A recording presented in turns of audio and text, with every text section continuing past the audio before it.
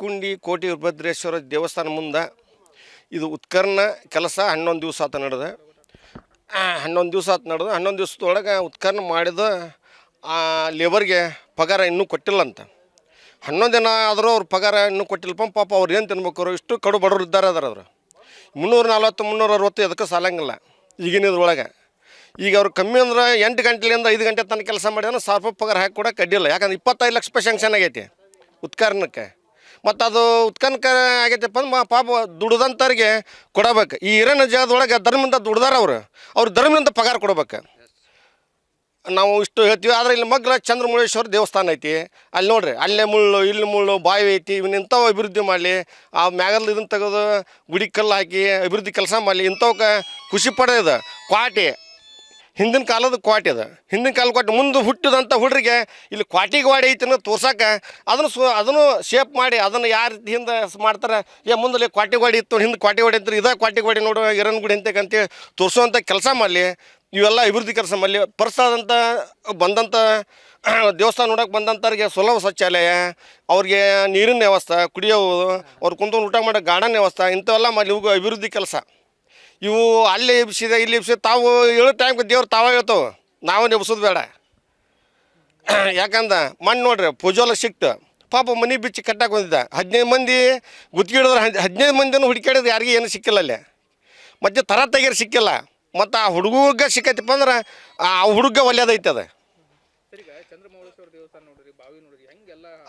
ಅವ್ನ ಅಭಿವೃದ್ಧಿ ಮಾಡಂತ ಹೇಳಿಲ್ಲ ಸರ ಅಭಿವೃದ್ಧಿ ಮಾಡಿ ಇಂಥವು ಮಾಡ್ಲಿಕ್ಕೆ ಕೆಲಸ ಎಲ್ಲಿ ನೋಡ್ರಿ ಹೊಲಸಾಟ ನೋಡ್ರಿ ಅದು ಒಳಗೆ ಕುಂತ್ಕೊಂಡು ಇಸ್ಪಾಟ ಆಡ್ತಾರೆ ಅವು ಪಾಲ್ತು ಹೋಗಿ ಮಕ್ಕೊಂತಾರೆ ಅವನ್ನೆಲ್ಲ ಅಭಿವೃದ್ಧಿ ಮಾಡಿ ಎಲ್ಲ ಪರಿಸರದ ಬಂದವ್ರು ಒಳಗೆ ಹೋಗಿ ನೋಡೋಂತಾಗ ವ್ಯವಸ್ಥೆ ಮಾಡಲಿ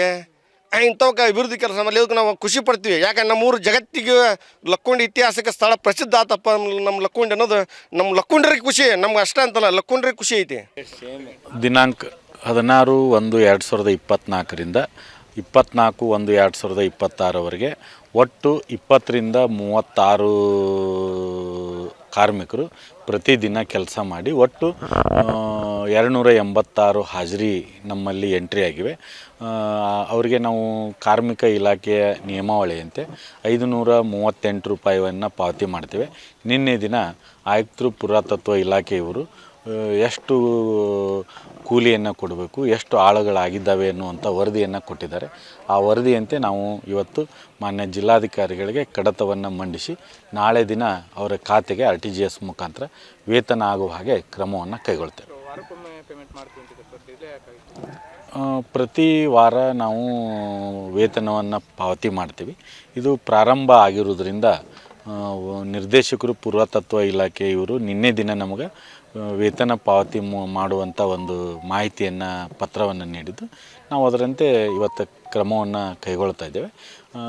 ನಮ್ಮ ಕಾರ್ಮಿಕರು ಬಹಳಷ್ಟು ಅತ್ಯುತ್ತಮವಾಗಿ ಕೆಲಸವನ್ನು ಮಾಡ್ತಾ ಇದ್ದಾರೆ. ಅವರಿಗೆ ವೇತನ ಪಾವತಿ ಮಾಡಲಿಕ್ಕೆ ಯಾವುದೇ ರೀತಿಯಾದಂಥ ಅನುದಾನದ ಕೊರತೆ ಇಲ್ಲ. ಪ್ರತಿ ವಾರ ನಾವು ಅವರಿಗೆ ವೇತನವನ್ನು ಪಾವತಿಯನ್ನು ಮಾಡ್ತೇವೆ. ಪ್ರತಿ ದಿನ